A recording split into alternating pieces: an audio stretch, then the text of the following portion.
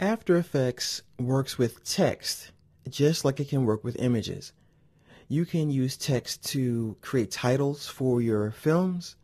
You can add text as a graphical element so that you can use it in conjunction with your still images or your motion images. And you can also use the shapes of the letters themselves to create some very interesting effects.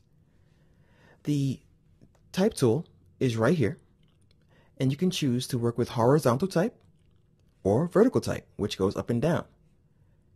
You can even choose to work with a type-specific environment by simply going to the Window menu, Workspace, and then choosing Text.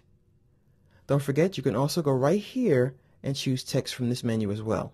So it's up to you how you want to access these tools. But as you can see, we have a lot of tools available to us. The same types of tools that you'd find in pretty much every application that deals with type in one form or another. The first thing we have to decide, of course, is the font. The font is pretty much how the font or the shape or the family of that text looks.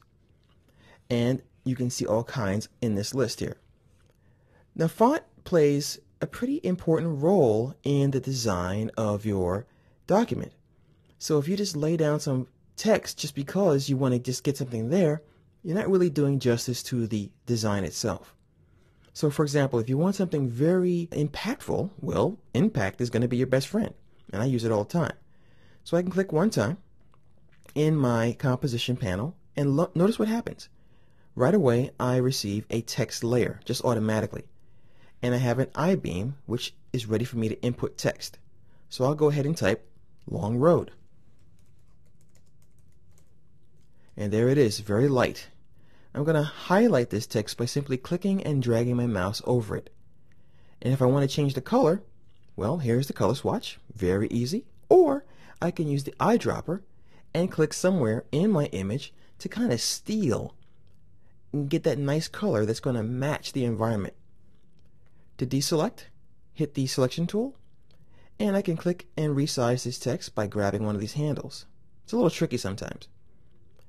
And now we have this long row text right on top of the document itself on its own layer, and it smartly names itself that exact text string. Very cool. I can also, like anything else, select the text and hit one of the shortcuts to change the properties. For example, if I hit T, I'll twirl down the opacity, and I can make this a lot more interesting looking by having some of the background show through this. And of course, like everything else, you can hit P and animate the position, hit S to animate the scale, or anything else. So the text works just like you would expect any other element in After Effects to work. Now, don't forget, you can deselect it by simply clicking on a blank area, and you can look at your work. If I want to change my font, all I have to do, once again, make sure it's selected. Or if you want to, you can simply double-click inside of this word somewhere. Let me go ahead and do that again.